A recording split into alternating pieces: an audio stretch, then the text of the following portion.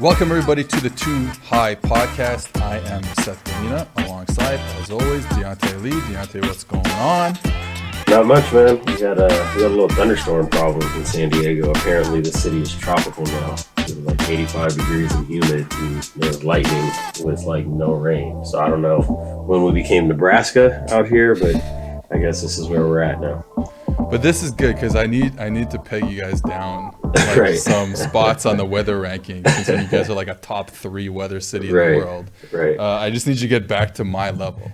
You need to come down to a plebeian level. One of these days when I get the time to come out to Cincinnati, I can humble myself and see how the rest of you all live. I will say I didn't realize how humid Cincinnati was.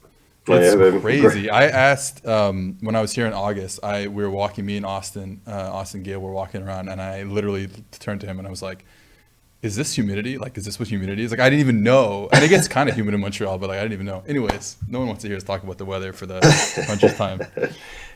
What they do want to hear us talk about is the biggest game of the week in the NFL, which is Bills Chiefs.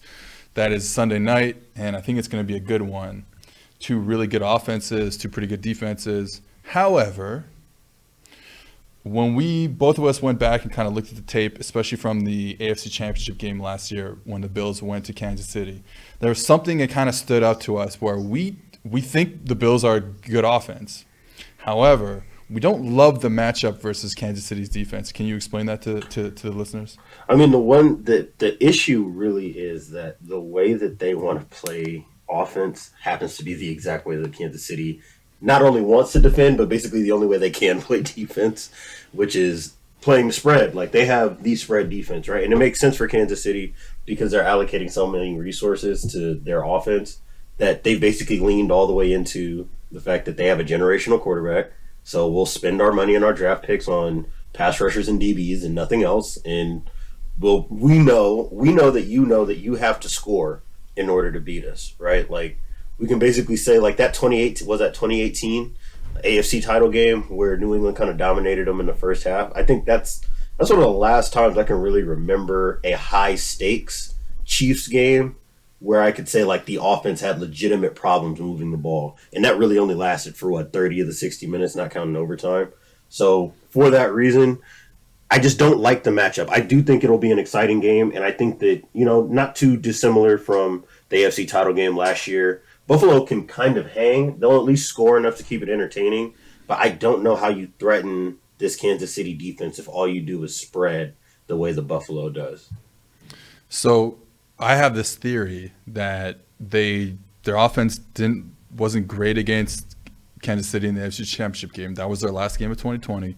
And then week 1 of 2021, so their next game against the Steelers, trying to do the same thing. Yeah. And as we know, they lose the game. The offense sputtered again. And I think it spooked them. And they're saying in the past 3 games, they're a lot more. All these tight ends and fullbacks started popping up out All of these nowhere. tight ends and fullbacks, more play action from under center, a little more runs. Because what the issue was and we talked about this, I think 2 weeks ago, the issue with the Bills offense is it kind of forces you to have a generational player at quarterback. And they kind of do. Like, Josh Allen is really good. So they and it works for them for, 90% of the season against 90% of the teams they're going to face. But like you said, Kansas City wants to play dime. Like, they want to put 60 Bs on the field, and most teams won't do that against a team that's even an 11 personnel, 3 receivers and a tight end. Kansas City loves to do that. So when you go back and you watch the AFC Championship game, what is Kansas City doing? They've held up in man. I will say that. They held up in man, which will be tougher as the receiving core for the Bills has gotten better this offseason. But they held up in man last year. They played a lot of 2 high coverages, a lot of Tampa 2, rotating to it in weird ways. And I think that's something we can talk about too, is like neither of us love just like we talked about like last week. Like, none of us love that the Eagles and the Colts just like play cover 2. But if you can rotate in unique ways to get into cover 2 and confuse the quarterback that way, then I got no problem with it. So they're able to do that. And when you're going to be in dime, and you're going to play with 2 high coverages, you got to run the football. and they were giving away the weak side B gap time and time again against Josh Allen and the Bills last year, and they didn't want to run the football. Now, again, you could have a game, that same exact game plan could play out again this coming week, but Josh Allen just has a slightly better game, or like a good game to elite game, and the Bills still win the game the way that he like if Josh Allen doesn't start that game the way that he started the game, that probably does go down to the wire. It just happened to get away from him so fast. Yeah, so like it could happen because Josh Allen is that good of a quarterback, but I do think that probably going forward, and you would imagine, like, I understand the Chiefs want to be a dime team. Like they're very good in dime, and I think Spags wants to be a dime defense when they play against these type of teams. More teams will probably end up doing that to the Bills, and we kind of saw it with the Steelers, and we talked about this with Ben Solak and Steven Ruiz a few weeks ago. But they played a lot of cover two. They were able to get pressure on the quarterback by rushing 4, and it kind of, that offense was bottled up a bit. And it's like, and again, I go back to my point, like, so those 2 games, Steelers and Chiefs in the AFC Championship game, you know what the Bills' most common formation was? Empty. Like, that's wild. Like, that is living out in the spreadiest world possible and telling your quarterback, you got to be a playmaker right now on every snap. And I think it's okay for them to reel it back a bit and get into the stuff that they've run the last 3 weeks, where it's like, all right, we can be a little more under center, we can be a little more play action. We don't have to, even if we're not in empty, one of the things that they're in like one back, they'll release the back every play. So like, we don't even have to do that. We can keep the back in, and we can kind of create an easier time for Josh Allen, so he doesn't have to be the super Josh Allen that he can be, but he doesn't have to be it every week. And I think that is, so that for me is the most interesting storyline going into this game, is like, okay, are we going to be the same team and just hope Josh Allen has a great game again instead of what he did in the AFC title game? Or are we just going to say, hey, we can change the offense a bit, we can get into some more easier looks, we can run the ball a little bit, especially against dime too high defenses where they're giving you the weak side B gap, and then we can try and see if we can win the game that way. I mean, that would be my guess, especially early in the game. I think that they do have to try to establish something on the ground on early downs, especially because if you end up in 2nd and 9 and then you have to be in 11 personnel and they get to bring that 6 DB on the field, and they start doing all those different Tampa 2 rotations, and they start simulating pressure. And, one thing I will give Kansas City credit for, and this is something that we saw when we were kind of watching it to prep for the matchup, was how effective they actually are at playing cover 0. And that's what unlocks so much of what they do defensively, because they put so much speed on the field. They can blitz 6 and still feel confident in coverage. And then from there, because you have to honor it, all those crazy cover 1 and cover 2 rotations that they can get to from out of it becomes a problem. Like, they run these trap fire zones. They run these Tampa 2 rotations, like you said, where Tyrann Mathieu can go from looking like he's playing cover 1 robber to playing that middle hole in Tampa 2. They can play quarters out of it. So you really have to avoid it, not just because having 6 DBs means it's harder to pass, but the way they're able to change pictures on offenses for what the Bills like to do, which is not really run like a ton of concepts, but to just get their best players in the spaces on the field where they feel like Josh Allen can fit the ball into. You have to try to avoid that as much as possible, because Spags is excellent, like top 5% in the NFL at being able to take away those intermediate throwing windows. And that's what the AFC Championship game was last year. There was just nowhere to throw in the intermediate windows, and by the time Allen could get to the check down, the way that they were bringing pressure was a problem for them. And that's another thing that becomes an issue with when you want to be spread, right? It's hard to create all the protection answers that you might need for versus a defense that wants to blitz you blind. So that's going to be like, that is the matchup to me, is like what happens on early downs, because that's going to say a lot about how much defense the Chiefs can or can't run. A point about checkdown, especially in the Josh Allen Bills offense, that I think has really taken them, from whatever they were doing in 18 and 19 to what happened in 20 and then this year, is that he's gotten so much better at getting to checkdowns. And they're not, and I wouldn't even say like necessarily like the checkdown, but we will remember that the offensive coordinator Brian Daboll, yes, his last stop, I believe, before coming to the Bills was in Alabama. So that's a different offense. But before that was in New England. And we all understand how important the underneath option routes there are for the Patriots in those days. And they've kind of been able to get, obviously, Cole Beasley on a lot of those routes. And Josh Allen's able to find him quickly against pressure. So not necessarily a check down where it's like, touchdown to check down. Let me go 1, 2, 3, and then check the ball down. It's like, I feel pressure. I can get the ball out and I can do it accurately and to the right person. And that's kind of what, there's a lot. Josh Allen just improved in like almost every area, but I do think that is a big improvement for them going forward. And then that allows you to mitigate some of the issues, obviously, that you're going to have, like you said, if we're going to be an empty protection team all the time. And again, it's like, I don't know. I honestly think it spooked them. Those 2 games spooked them so much that I think they know that they're such a good team that you don't really have to be this offense anymore. Right. You can probably win a division doing whatever you want. You're a good football team. They're a very good football team. So yeah, I think they can get into some different stuff and not have to worry about like, hey, we're the spread team now. Like we can do both now. We're pretty good at doing both. And I think, it's just important for them. They've got to have another answer against basically. Yeah, that's the main thing. Yeah. It's like it's against 27 or 28 teams in the NFL. They can do exactly what they do, and they don't have to sweat it. No but problem.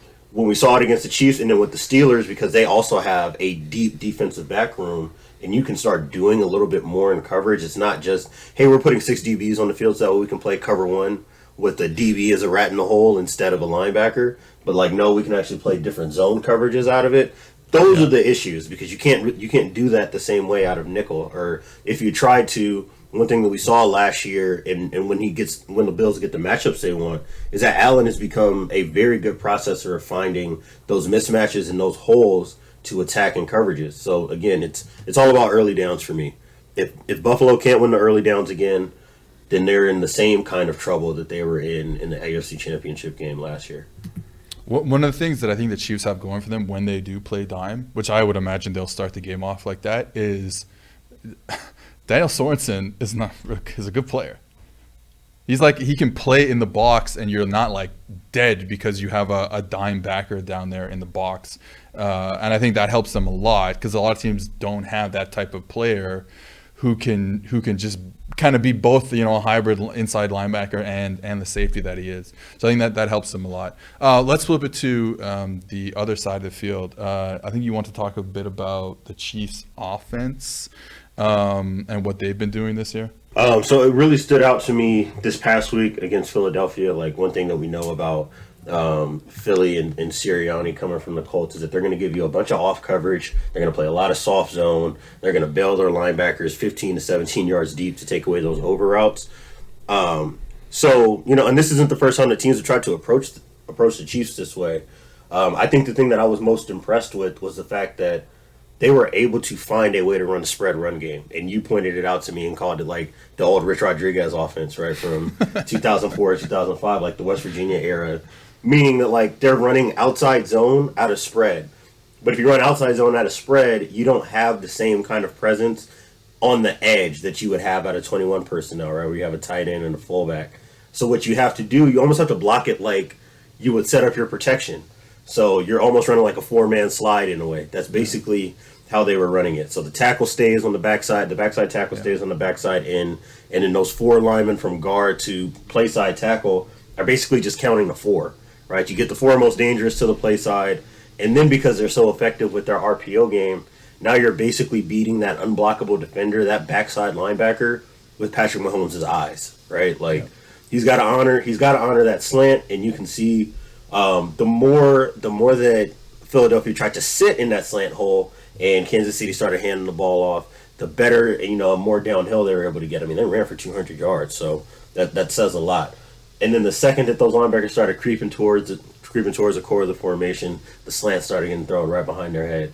So to see that they have that answer was really impressive. And then the more you're able to do that, then they were able to get into like shotgun play action stuff where they're setting up these deep pockets like you would see out of like the Shanahan West Coast offense from under center, where they're faking that outside zone. And because Patrick Mahomes has the arm that he has, he can turn what would be a 7-step drop into like an 11-step drop, basically. You can get a whole bunch of depth, and then you get those deep posts, over the top. You get those over routes. You can run your sail concepts. So, that's one thing that I'm really interested to see how it grows, right? I think that we talked about when they drafted Creed Humphrey and Trey Smith and these huge linemen that come from these spread running games. Like, okay, are they going to try to get into more of a power offense? And the answer is no. It's more just like, now we've got the bodies. We're trying to build the bodies up front to play 11 personnel and 4 open and be able to run the ball. So, and that's really all that it is. I don't think that, we're not going to see any more 12 personnel. You're not going to see 21 out of them. That takes their best players off the field. But what we will see more of, I think, is what we saw last Sunday when teams start getting into like these too high safety shells or start working these backers where they make like half in, half out. We're going to start seeing them be a lot more effective running the ball downhill. Like Creed Humphrey is ridiculous as a center, working from double teams up to the second level. And so is Trey Smith. So that was really, really impressive to me. And if they can continue to do that, I mean, you already couldn't guard them, but I really don't know what you do now. Yeah. But this is kind of goes back to a discussion we have a lot, which is like, hey, if you have the quarterback to be a spread team, then be you a can be the spread team. Yep. Just like we're talking about with the Bills, like for 90% of their games, they can be a spread team. We have no problem with that because Josh Allen is a generational player. Well, Patrick Mahomes is also a generational player, so you can be that type of team. Man, imagine Steve Slayton. Who's the quarterback? He Pat White. CFL. Pat White. Yep, Pat White. Steve Slayton, Pat White, but you're doing what they said, what you just said. Yeah. Locking the backside of outside zone instead of always reading the end. And then obviously, RPOs weren't invented in 2006, but and then throwing a slant to like Owen Schmidt or whatever. He was the fullback. Doesn't matter. In those old West Virginia. If you ever go back and like watch a game from even like not that long, like 10 years ago, let's say 15 years ago, and you're like, oh my God, if they would have like. I can't believe it. Like, it's crazy watching them being like, wow, this was the future for a while. And you're looking at it like, I can't believe, not that none of the play should work. Obviously, the play design is fine. It's just funny now that we have the context of defending the spread now. It's like, wow, this is all you had to do to drive defense. Is crazy. Dude, if you go back and watch, I did this a few years ago. If you go back and watch the classic Rose Bowl game, the Vince Young Rose Bowl game versus your USC Trojans, dude, I don't even think they're running Young a lot. Obviously, I don't even think they're reading the end half. I don't think so either. I think it was literally just like win the edge, dude. Young, keep the ball, win the edge, and it was working. So it's and it's like because now that's what I was thinking about. Is like you take those West Virginia teams, you add in an RPO threat. Right, and you're cooking, right? Like no one is impossible to deal with that. I was watching the Missouri-Kansas game from 2007, not too long ago, when they were both like in the top 10 or whatever. It was like Chase Daniel. Yeah, and like all this like complete like 100% 10 personnel offense, and they're able to run like they're running the ball like crazy on people. We've made mention of like the Chip Kelly era Oregon teams. Like it's just wild to think that that's where defense and offense was at really just a decade ago. And now basically nobody does that stuff anymore. It's already gone. Well, it's so funny because this Chiefs-Bills matchup, it was supposed to be the future of football, and it's like kind of we're already past that. You know what I mean? Just like a 10 personnel, 11, because the Bills play a ton of 10 personnel, 11 personnel, spread versus dime defense. And it's like that's already kind of come and gone, and we never even did it, especially in the NFL. So, yeah, we see it sprinkled in because obviously the Chiefs are really good at it. Obviously, the Cardinals this year are really good at it. But, like, it's kind of come and gone. I'll tell you guys a story. Like, the football game that changed my life, I didn't even know who the both teams, but it was Missouri in the Brad Smith era. So he was, like, a running quarterback for Missouri in, like, 2003. And he ended up playing for the Jets he was, like, a punt returner or a kick returner for the Jets for a bit in the 2000s. But I remember back in the day, you'd have to I live in Canada, so like I didn't get ESPN. We get like CBS, we get NBC, so I get some of those games. But like any game that was on ESPN, I'd have to go on like the Game Center app and watch the helmets move, right? And I remember seeing. So I I go to the Missouri game, and I see B. Smith rush for 7 yards. Cool. I don't know who this player is. B. Smith rush for 4 yards. B. Smith rush for 18 yards. And then it goes B. Smith pass for 25 yards. Right. And then B. Smith rush for 8 yards. And I just couldn't, it couldn't wrap my like 12-year-old brain around a quarterback running and then throwing. Right. I couldn't, and that changed my life. I was like, oh, then that's when I started to like kind of look into what was happening there. And then I ended up literally page for page copying the 2002 Utah playbook in like 2009 for my Pee Wee offense that I was running. Anyways, hey, been there. Yeah, let's get on to a defense that the Chiefs did have some problems with, and that was 2 weeks ago. Had issues. They lose to Brandon Staley's Los Angeles Chargers defense. Chargers, man. Not good last year. Well, they were like average on defense last year. They were competitive. So much competitive, but not good. Bring in Brandon Staley. They are a good defense. I think they're like top 10 and they're 10th in the league in EPA per play. I'll leave it open to you. Like, what are you seeing when you're watching that Brandon Staley defense in his second stint in the NFL? So to me, I said this right before we hopped on. The thing that I love the most about him, watching his defenses, is that he will lean as hard as he will into whatever the game plan is. So that Chiefs game, they're basically just playing cover one robber. So the safety becomes that whole player instead of a linebacker. And, we talked about this all last year. The number one play for the Chiefs is some version of verticals with an over route coming across the field, right? Or running wide, straight up wide cross. And even if you're running like an RPO, you'd probably rather have a safety as the whole player to get body presence on that slant route than you would a linebacker trying to figure out whether he needs to fit a gap or play. Because you're not conflicted if you're coming down like that. Exactly. You're just you're looking for the slant route, you're trying to hit it. Exactly. Even if you were conflicted, you're rolling from depth, right? So your vision on the play is different than as a linebacker, right? Just the entire thought process, playing run to pass or pass to run. So that to me is extremely impressive. There have been games where it's been all quarters. There have been games where he played the bear all the time. Some games where it's all four down. So that's kind of like the main takeaway. And then this past week, the thing that I walked away from most impressed with was the fact that you're starting to see what he likes to do in terms of fitting the run. Like, that's starting to turn the corner a little bit. And it's not all the way there. Like, the one thing that I will say, like the bear front, odd front stuff that he does, in general, this is not just a Staley thing. That's a great way to protect the fact that you don't have dominant interior defenders. Like, that's the best way to make sure you're getting one-on-ones. If your nose wins, even if it's only like a half win, he can fall on the ground. But as long as he's not getting moved, you can win the play, and you're keeping linebackers clean. When they get into four down, you can kind of see them get exposed a little bit when guards and tackles can really start working double teams. So they still need to kind of shore up a little bit of their talent on the interior defense. I said in our little football chat that if I'm him, I have Jordan Davis at the top of my draft board, and then I have a long gap between him and the next guy. Because if they have a guy like that on defense, especially knowing what they already have on O, like, that unlocks a bunch for them. But just in terms of like being able to set the edge, being able to work that primary to secondary stuff that he talked about with us, playing a gap and a half, like, all those pieces are coming together. And it's cool to see that he was able to take basically the same personnel that Gus Bradley has, which is straight four down, cover one and cover three. We're not thinking anything more of it, and to be able to adapt it and make it work to where Nwosu and Bosa can both be on the field, and it's not a problem for them. They can fit the rest of the defense around it. And I think that that's a credit to having Derwin James back, right? Like, this defense is really about safeties at the end of the day.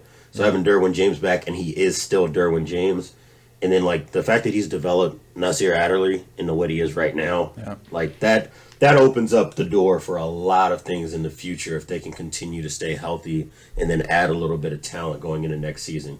I think they'll still be competitive for the rest of this year, but looking at what they have now versus what they can continue to build, it should be a really good defense for years. So it's your point about the nose, who has my favorite stance in the league, period. Yep, I call it the frog. Frog stance, baby. Just get wide, and you're just not going to move. Sit your ass down. But one of the unsung heroes of the Rams defense last year was their nose tackle, Sebastian Joseph Day, who became one of my favorite players. So if they could find a guy who's at that level, then, like you said, and maybe that's Jordan Davis from out of Georgia, who's like one of my favorite players in college football, and that would just take them to another level. You talk about Gus Bradley. It's funny because Staley against the Raiders, where Gus Bradley is the defensive coordinator, what did he do on defense? It was an homage to Gus Bradley on Monday Night Football. So like you said, they can do a whole bunch of different stuff, and he'll lean into this week's game plan. And what was this week's game plan against Derek Carr? Cover 3. Yep. Like cover 3, cover 3, cover 3, cover 3. Force you to beat me outside the numbers. So the Raiders had a couple throws outside, speed outs, whatever, outside the numbers. Carr, they hit, Henry Ruggs late in the game on a deep play, but for the whole game, they really couldn't get anything deep. And that was obviously one of the biggest differences in Derek Carr's game this past season, is that he was trying to throws deep. But if you're going to play against a Derek Carr quarterback, cover 3 is the way to go. Right. Like, get players underneath, get 4 underneath defenders, and just clog up that area of the field, and that's what they did. And they're not a cover 3 team, and they're specifically not. When we think about Brandon Staley and all the stuff we talked about him this offseason, we don't think of him as that Seahawks style cover 3, like the Raiders are doing on the other side of the field on Monday night. But that's what he did. Like it wasn't even that. I don't have the numbers in front of me, but I don't think they played cover 3 like a ton, but I don't think it was even, I'm going to spin a safety late, and it's going to be like a cover 3 weak rotation, spinning the safety late. I think they lined up in it a lot and showed it and played it, and the Raiders just had no answer for it to a certain degree, because Carr kind of played like Derek Carr, and rather than the Derek Carr that I think we saw in the first few weeks. So I thought that was really interesting that he just, that to me is where Staley has stood out, where he's like, I have different game. I'm going to do this. He's apparently a very good teacher, so that helps. And he's like, hey, this week, this is what we're going to do. This is it, yeah. We remember the Eagles game in 2020 when he was with with the Rams. Mm-hmm. Tight, straight up tight front. Yep. Tight front. Nichols in the fit. In the NFL a lot.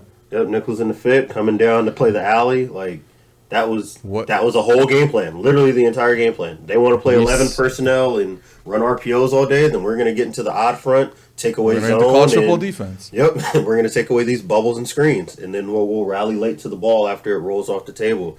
That's, again, like, that is, to me, when you start talking about, like, what really makes for a good coach in general, but particularly on defense, I think that, I had the conversation with Chris Vassar, somebody who we respect a lot. Like, it's not about whether or not you have invented anything new.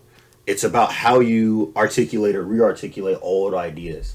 Yeah. Or really, it doesn't matter what the age of the idea is, whether it's yours, somebody else's, new or old. It's the ability to identify, this is what we need to do in order to be successful, and then being able to do whatever it takes to execute that. That's what impresses me most about him, and why I think this is going to continue to be successful. I think our buddy Stephen Ruiz last year wrote an article about the Staley defense, and specifically brought up that when they went to play against Seattle, and we remember during the short-lived Russ Cook era, they were coming with pass rushes on first down. They were coming with like ET stunts and right. TE stunts and tackle twists on first down, because hey, we don't need to sit back and just rush the passer, in our pass rush lanes. They're going to throw the football. We're going to play pass defense. Right. And then our favorite example, it's my favorite example. I think I can speak for you, is the Packers game in the playoffs, where even though they lost the game, I mean, that's a defense that you just don't see in the NFL. Yeah, 5-0 box playing middle 5-0 box. Yeah, and then letting John Johnson, who was playing weak safety at the time, fit the A gap. Like this is not what you're doing. You just don't do that. Like, you just don't do that. I don't know how else to explain that. You don't do that. If you do that, if you drew that up on the whiteboard and just handed that to a coach, they'd be like, "There's absolutely no way. No, we're not doing that. That's not a defense." And that's just kind of what I've been really impressed with. He's able to figure out a whole bunch of different stuff that works on a weekly basis and get it taught to his players. And like you said, that's what coaching is. In fact, I always use this example because I went down to an NFL team. I got access to their meeting rooms and the practice and stuff like that. It's a few years ago. But they're running a coverage. They're running Palms, okay? Palms is like a 2-high coverage, or it's like a hybrid between cover 2 and cover 4. And I'm looking at it and I'm like, nothing different than if I Googled like Palms coverage football, I will find, this coverage. And one of the hardest things about the NFL is how much different, checks, I would say, there are. Okay, well, they're in this personnel, this formation, so we don't want to we want to check, or we want to communicate that we might be getting this route, that route, that route. So it's like the actual like defenses in the NFL, like, you go find them on anywhere, right? Like they're not, that isn't the issue. That isn't what makes them complex. It's just like how many you have. It's the formation. You have to play the formation in the NFL. It's not like, at the college level, you can basically say like, we can treat all forms of 3x1 the same. We can treat all forms of 2-back the same. You can treat all forms of 2x2 the same. Maybe you got some minor adjustments for like some specific game plan stuff. In the league, though, it's like, okay, we're gonna play palms to this, but if the splits are tight, they don't get the splits are tight to send number 2 out. They do this to run the over route. So maybe we want to do this instead. If it's 2-back, we don't just want to do blah blah blah blah blah. We might get out of palms altogether and just run middle of field closed. And that's really where you can kind of see like all that kind of formational variation is what makes stuff like that different. Like you said, the teaching progression, it's no different. Like when we were talking with Staley, right? Like that was one of the things I think we walked away from it with, was like, he's not talking about anything that's groundbreaking from like a schematic point of view. It's being able to articulate these ideas for one, and then understanding what things need to be adjusted, what things don't, and what an offense specifically is trying to get after, and being able to call the defense to take that away. Which is why we are always so impressed with Alabama's defense, because they're trying to do stuff like that at the college level, as opposed to, like, I think a good example of that is like Dave Aranda, who's who's really wants to focus on the exactly what you said, like, hey, this is what we do to trips, this is what we do to 2-back, this is what we do to this is what we do to 4 open, 2x2, this is how we do to 3x1. And we have a couple calls, but for the most part we're always doing that, and we're just trying to, these little game plan tweaks week to week, but everyone kind of knows what we're playing, we just do it at a really high level. And I think, man, our friend of ours, Cameron Soren, read an article about the difference between Aranda and Gary Patterson in that same way. Patterson's always trying to get into the right call with his huge playbook, and Aranda is trying to do the opposite thing. And that's what the NFL is. Like, you just got to be able to do, unless you have generational, cornerbacks and safeties like the Seahawks and linebackers and pass rush, then you kind of have to get into some different stuff based on formation and stuff like that. All right. NFL week. What week are we? I don't even know. 5 going into 5. The last week of the NFL is in the books, which means PFF has data and grades for every single player who logged a snap last week. What you can get with a PFF subscription: all of PFF's locked article content, PFF's NFL and college football betting dashboards, which means our grade-powered projections, cover probabilities, and betting values, 0 to 100 grades of every single player, including the top rookies on every team, player prop tool, which shows plus and minus value for every NFL prop, and much more.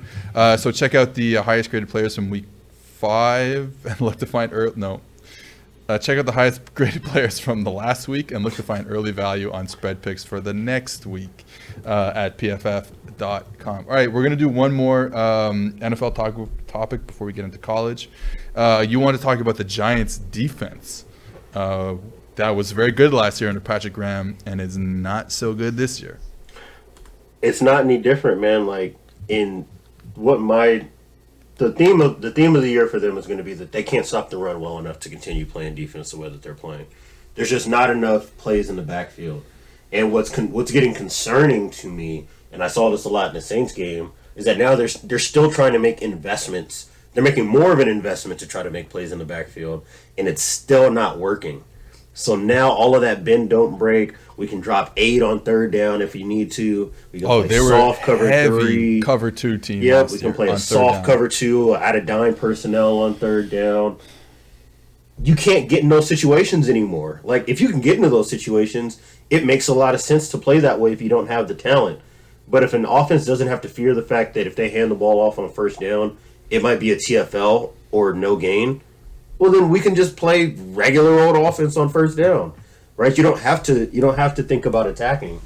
And now they're ending up in scenarios where it's 3rd and 4, 3rd and 5, where the offense has a little bit better of an advantage. So now, as a defensive coach, what are you thinking? All right, we got to rush 5, right? I got to make an investment in pressure, try to get the ball out of this guy's hands quickly, and then we'll rally up and make a tackle. And then they're rushing 5 and getting stonewalled. Like, to me, Leonard Williams is still playing well. He still looks like the same top 3 interior defensive lineman that he did last year. They added talent to the secondary. I mean, their linebacker room was always going to be their linebacker room. It's not going to blow you away, but it was fine last year. Blake Martinez is the best linebacker in the NFL, so I don't know what you're talking about. I'm gonna ask Justice how he feels about that take. But if you can't stop the run, you can't play bend don't break defense. And then if you blitz and you're not getting home, you're really in trouble. So from like a tendency perspective, not a whole lot has changed. It's something as simple as not winning on early downs. That's something that is going to continue to separate these defenses that are successful and the ones that are not. If you want to play just regular old 4 down or odd front defense and not blitz a whole lot, you better be able to get production in the backfield out of your front. Otherwise, you're in trouble. And then when you do invest in pressure, you got to get home.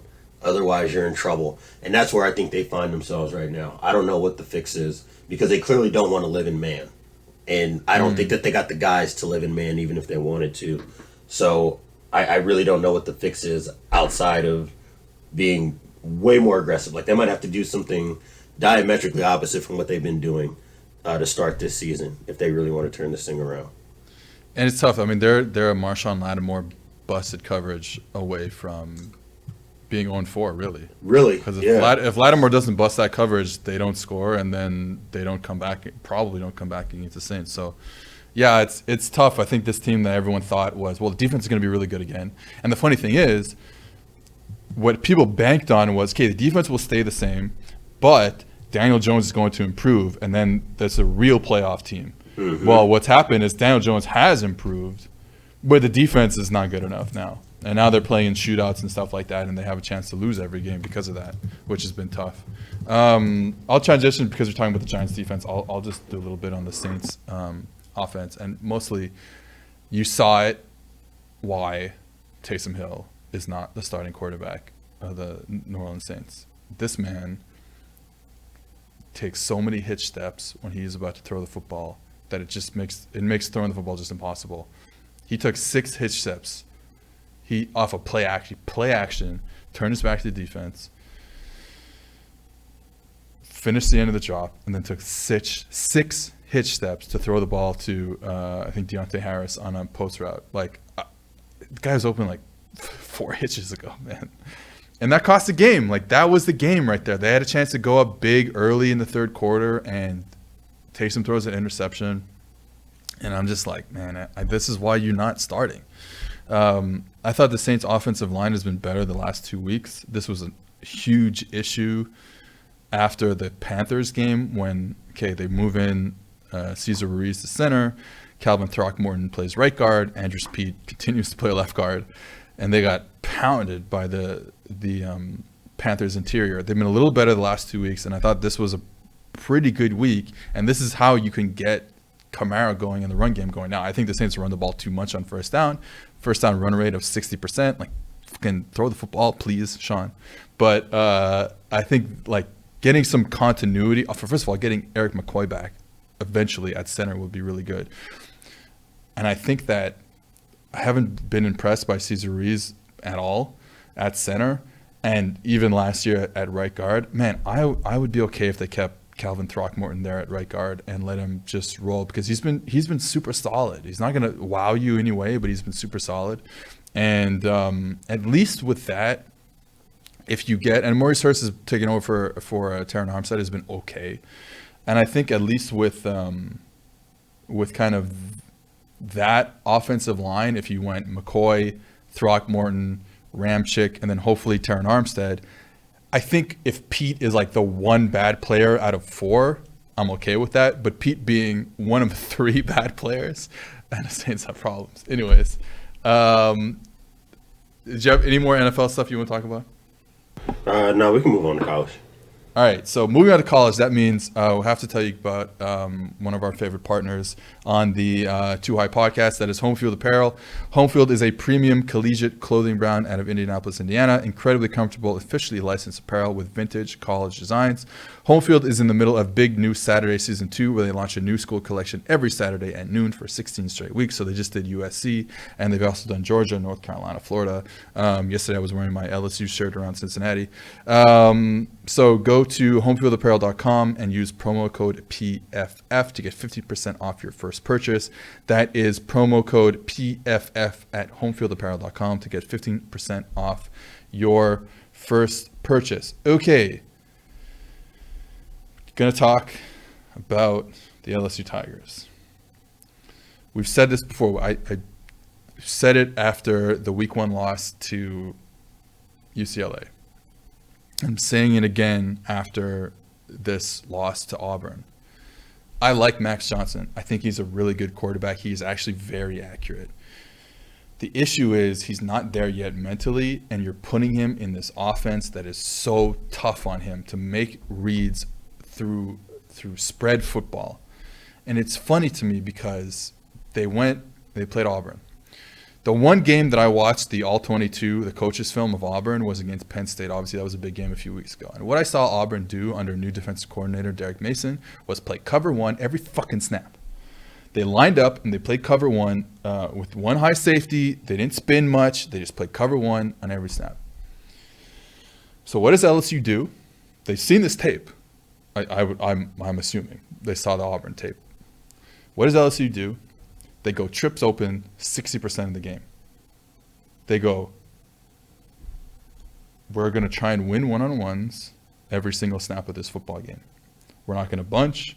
We're not going to run motion. We're not going to run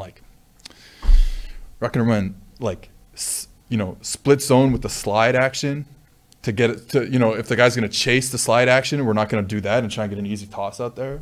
We're just going to run spread football against one-on-one coverage, and we're going to see if we can win one-on-ones. And guess what? They did twice. First play of the game, Keyshawn Butte, best receiver in football. Took a slant, 75 yards. Well, you won a one-on-one. Congratulations. A little later on in the first half, you have Keyshawn Butte, one-on-one 9 route. Perfect ball by Max Johnson against double coverage.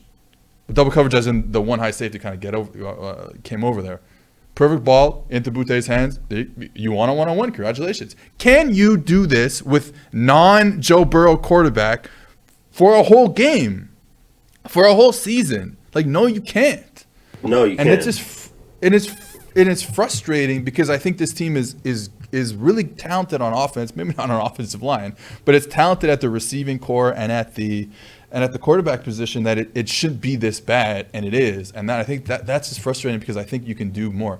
Deontay, ask me how many times LSU ran 9-8-9 against Auburn. 1 time. Getting frustrated again. All right. Stone, go rub my guy's back, man. He needs some support. So I was thinking about this. LSU versus Alabama 2019 in Tuscaloosa. First play of the game, Burrow throws down the sideline, a great play to get a little switch release out of empty formation to get Jamar Chase the ball open. Okay. After that, I believe on the first drive that they went and scored a touchdown, they ran 9-8-9, play action 9-8-9. And again, we talk about 9-8-9 a lot. I'll explain it again. It's basically just three receiver route. The slot has a read, so he's running vertical, and then if it's 2 safeties, he's going to split it and keep going down the field. And if it's 1 safety, he's going to cut it across on like a flat dig type of situation. And the 2 outside receivers are running mirrored routes. So if it's called that they're running go routes, and they run go routes, sometimes they run comebacks, sometimes they run speed outs, like whatever, but it's usually 9s, right? So 9-8-9. LSU ran at three times on the first drive of the game against Alabama, and they were 3 for 3, and they scored a touchdown out of Jamar Chase against Trevon Diggs, I believe, on that first. 3 times they ran in the first drive. They ran it one time against Auburn. They ran it one time against UCLA. And it's like, they did it with Joe Burrow. They did it with a great quarterback who could have played in a spread offense, which they mostly were. So you had this ability to be like, all right, yes, we can play spread, but we can also condense it down and play a different type of game and let our quarterback give him easy reads where it's just like, hey, if the safety stays in the middle of the field, you throw a 9 route. If the safety, even if it's 2 high safeties and the safety stays flat-footed, like the Clemson weak safety did in the national championship game, you throw a 9 ball to Jamar Chase. Like you can still like, and they're not doing that this year. And another thing that I don't understand they're not doing is, their run game sucks. The run game is absolute garbage. They're 120 since 2020. They're 126th in the country in average yards before contact per rush. So the offensive line not doing anything. But one of the things that LSU 2019 was really good at was getting into bunch formations out of trips, running duo, because we love duo from bunch, and then using that bunch to come with crossing routes because you're condensed. We talked about it last week with Ole Miss. They have 2 offenses. They have a spread offense and they have a condensed offense, usually in 2x2, but LSU is 3x1, a condensed bunch offense to run your crossing routes across the field because you've already tightened your split. They don't do that anymore. So like I like Max Johnson so much, and I'm so mad that they're putting him in an offense that is forcing him. Dude, they ran stick backside. They ran stick, trips, stick. They didn't even change it that much. It was always number 3 running the stick. It was always number 2 running the speed out and number 1 running go. I'm pretty sure. Backside slant, and sometimes the back would bubble out. 25 times. I swear to God, they ran it 25 times. I'm just like, okay, but eventually they're going to stick on your stick route. Right. Eventually you're going to stick on your slant route. Right, yeah. Then what do you do? Yeah, now what? Did I see a stick nod? No. Did I see that stick swirl route that DK Metcalf runs? No. I'm beside myself, and I understand the offensive line is not good, but that's all the more to be like, hey, sometimes we can go in bunch, we can help our offensive line. Sometimes we can go, play it with a tight end. I understand they don't really have a tight end. Like they play with 2 tight ends. One of them is more of a receiver, but play Cole Taylor. He's a big tight end, like Thad Moss was, and get him in line, and then run play action 989. Run play action, get a crossing route. And I just don't do that, and I just don't get it. And it just seems like such a simple fix to me. But they want to be spread, and they're going to lose 5 more games this year. They're I don't know. Anyways, I'm done. I'm over it. Yeah, I mean, I don't have much to add. I mean, you covered basically all of it, so I don't have much to add. I just find the thing that I find the most interesting, and I understand how you make this mistake, is that you run into this historic level of success doing this one thing, right? Yeah. And then you kind of like narrativize it in your head as a program, thinking that was always how it was meant to be, which is funny because if you look across the rest of their conference, the blueprint is right in front of you. Like, if they were doing what Arkansas was doing, basically just without a running threat as a quarterback, they'd be fine with that, yep. I would think. If they were doing what Georgia was doing, I think they'd be fine with that. Having some different answers. Like, it's still okay. Like, I want everybody to know after you have success with the spread, that doesn't mean the 12 personnel is bad. That doesn't mean that having a downhill running game is bad. It doesn't mean that running RPOs now is bad. Like, you're not above any of that stuff. So I understood the idea behind, hey, we're going to lean back into the thing that made us successful. I know there was a lot of pressure from the fans as well, coming off of 2020 to do that. But now to be halfway through the season, and it's like, okay, I think that we've evaluated now that this offense is not made for that. It doesn't mean that the offense you guys ran was a fluke, but this offense in particular is not made, this talent base is not made to run that offense. And this quarterback needs your help, OC. Like, yes, at some point, dude, like, you got to look at your quarterback and say, like, all right, I'm not doing enough for this guy. How can I do some more for this player? And the same with Butte. Like, he's a great receiver, going to play on Sundays. But hey, like, it worked for Jamar and Terrace Marshall and Justin Jefferson because they each had each other. You can manufacture single coverage when you got 3 guys who are pros on the field. They don't have that right now. And while you can continue to force feed your great receiver, I don't have a problem with that. But they don't have anything else to manufacture openness for other guys. You got to have a way to get other guys open so you can add different layers to your offense. You know, it's just a lack of balance, not necessarily in terms of run pass, but just your distribution of the ball in the areas of the field you're trying to attack. Defenses don't have to honor you across, all 53 blades of grass, all 53 yards of grass horizontally and 100 yards vertically. So if they don't fix that, I mean, it's going to be the same thing over and over again. And you do not play in the division where you want to be leaning into one thing and not doing anything else. There's going to be some trouble. They still have Ole Miss. They still have Arkansas. They still have Alabama. They still have Texas A&M, and they have Kentucky this week. Like Bama and A&M, like you can probably chalk that up because I just don't think that they have the talent to beat those defenses anyways. But you want to talk about a game that's going to make LSU fans feel bad. That Arkansas one. That Arkansas one's going to hurt. It's going to hurt some. I don't want to talk about there are going to be some hurt feelings in Baton Rouge with that game, man. And I think it's funny because as LSU people, we were like, for 15 years, we were like, please stop running I formation. the Les Miles I formation toss lead, baby. Toss power thing. Yep. Like, it's like, okay, can we stop with that thing? Like, I'm done with it. And then 2019 happens. And, the funny thing about 2019 was when you go look at the 2018 offense that Steve Ensminger was running, the 2019 offense is doing a lot of that same base stuff, but you put Burrow in shotgun, you have him, do RPOs, and it's like they were doing 9-8-9 in 2018. They ran a ton against UCF in the Fiesta Bowl that year, but you make it more modern with the addition of Joe Brady and some other stuff he was doing, especially at empty. They were doing some really fun stuff. Obviously, we know. So they and it's like, oh my God, LSU is finally doing it there, and it works so much. But they've taken, again, it goes back to kind of like the narrative thing you're talking about. Like they've taken this idea that they were a spread team, and they were they were more spread than LSU ever was, but they weren't air raid. They weren't. I mean, yes, they were 11 personnel every play, and they didn't really move their receivers around, but they weren't like air raid per se. They ran the football hard. They ran fucking duo harder than any team in the league because they had dogs. They had Thad Moss and Justin Jefferson when those condensed splits were dogs.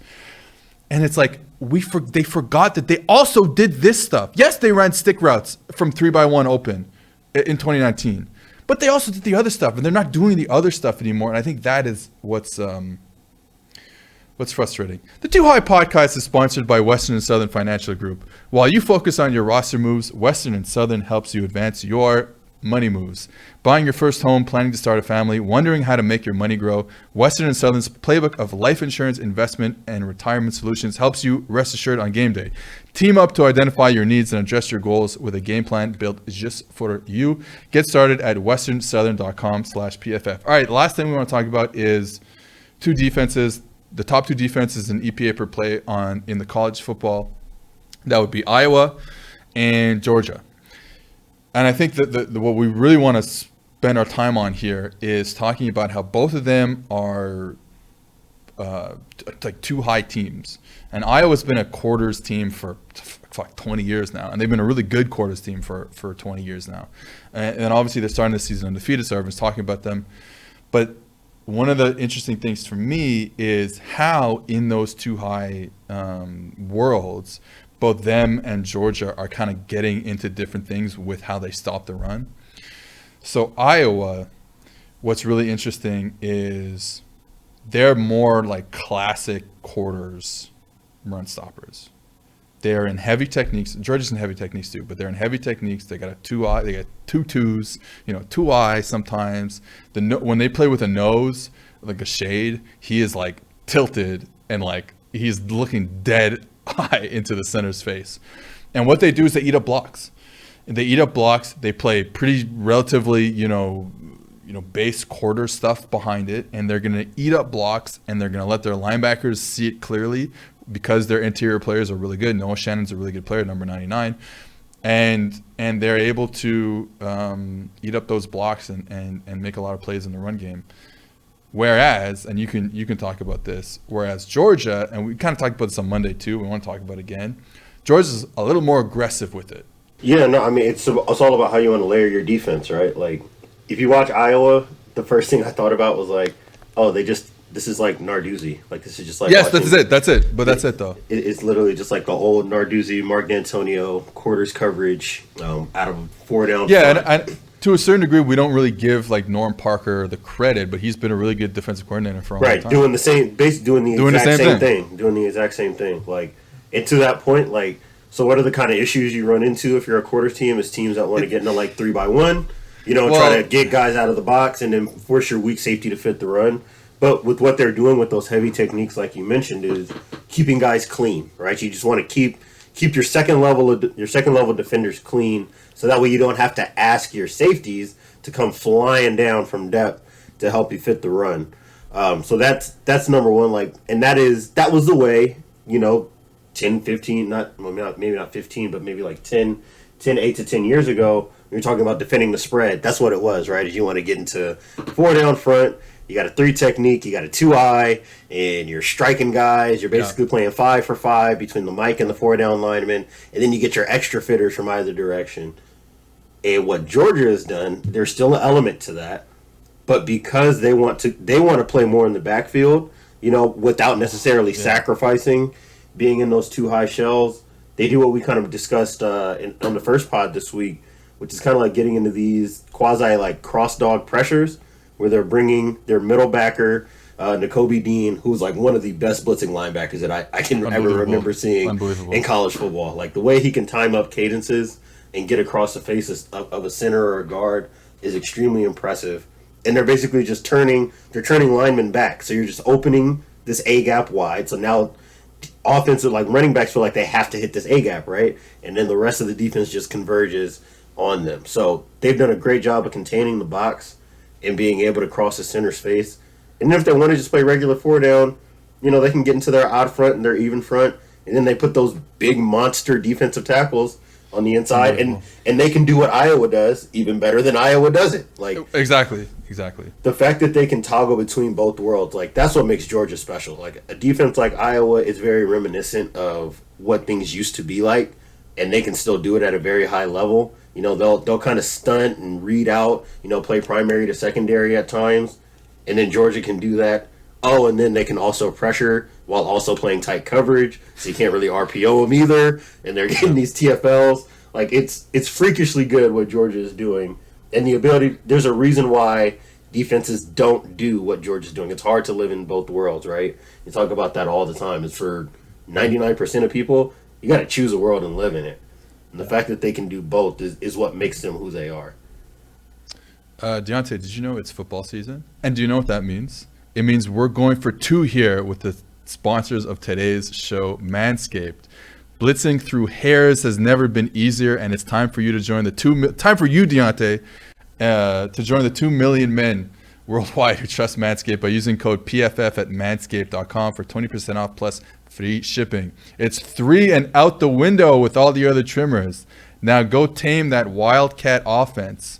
The brand new Lawnmower 4.0 is here to take your defense to the next level. This 4th generation trimmer features a cutting-edge ceramic blade to reduce grooming accidents thanks to their advanced skin-safe technology.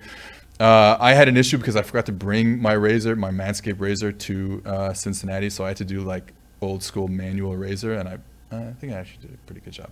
Anyways, the Lawnmower 4.0 has 7,000 RPM, has a 7,000 RPM motor and new multifunction on-off switch. It has an on-off switch this time that can engage the travel lock and gives you the ability to turn the 4,000K LED spotlight on and off when you need a more precise shave in the dark, I guess. Yes, and it's waterproof too. Rain, snow, or sleet, rain, snow, or sleet is no match for the waterproof power of the 4.0. There is no more 15-yard penalty for this clipping. Whatever. Get 20% off and free shipping with the code PFF at manscaped.com. That's 20% off with free shipping at manscaped.com using code PFF. Stiff arm your pubes out of the playoffs this year with manscaped.com. All right. So one thing that you talk about is how this kind of Iowa defense is a little old school, but they play it really soundly. One of the issues is that they can do this in the Big Ten. Yes. And it reminds me of how Dave Aranda kind of had to change his defense when he went from Wisconsin to LSU. Yeah. Yeah. And you're in a world where, at that time was even more heavy personnel, but you're talking a 21-12 personnel world to the 11P offenses of the SEC. That is where it's tough, like you said, being in 3-by-1. What is a weak safety doing? How do you guys deal with that? You're basically unbalanced formations, and 3-by-1 would be one of those. So yeah, that scares me going forward. But they're so talented on both trenches. I mean, offensive line is really good too. So that would scare me the most going forward. Is what do they do against a more of a spreadier team and a good spreadier team that they're gonna face? It might be Alabama. Honestly, it might be Ohio State in the Big Ten championship game. So I think that's where we will really see if Iowa's made up to play this year and be a real contender. Yeah, I mean that is a thing that I think about, but it's funny, I'm going through the clips that I had saved, and I kind of had this thought, and I wanted to go back and look at it. It's just funny to watch this defense under the context of thinking about all the tight front stuff, because what they're doing is basically, if you were a 4-down team and you didn't want to be a 3-down team, but you wanted to fit the run like tight, that's basically what they're doing, right? You're eating up all these interior gaps. You're playing with these like heavy 5 techniques as the end, so that way they can strike tackles, and try to close off B gaps. So that way the Mike is the only player you have to have in the box. That's a 4-1 box is a lot, man. Yeah, that's a cool it's a cool way to live if you can do that. But when you get to teams that not only can spread the ball but can spread the ball and then get downhill in the running game, that's when you start running into trouble, right? The Venable stuff is the stuff that I know really well as far as guys who like to live in 4-1 boxes and fit the run. And what does he do? He always brings a safety in. He's extremely aggressive with rolling a safety or that overhang backer back into the box. Because at a certain point, you've got to get an extra unblockable defender to stop the run. It's just a matter of where you bring it from and when you decide to bring it. So the RPO offenses that can also play out of 11 personnel get downhill.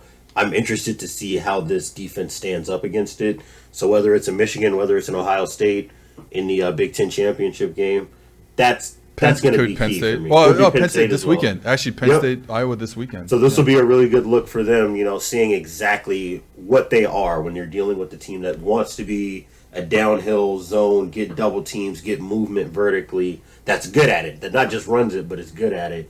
How do they adjust it all? And if they don't, can this thing stand up, in this era of football? And I will say that they have 2 really good corners. I think our 2 highest graded corners, Riley Moss and Matt Hankins, play for Iowa. So that is going to help them trigger their safeties. If they want to live on islands, even though you're in quarters, you can still trigger your safeties. So you're going to put your corners on islands, and we'll see if that's what they want to do going against some of the offenses that you talked about. All right, folks. That's it. We're done. Thanks for listening as always. And again, a big shout out to Eastern Europe for being our #1 fans. Always. Always. All right. See you guys next week.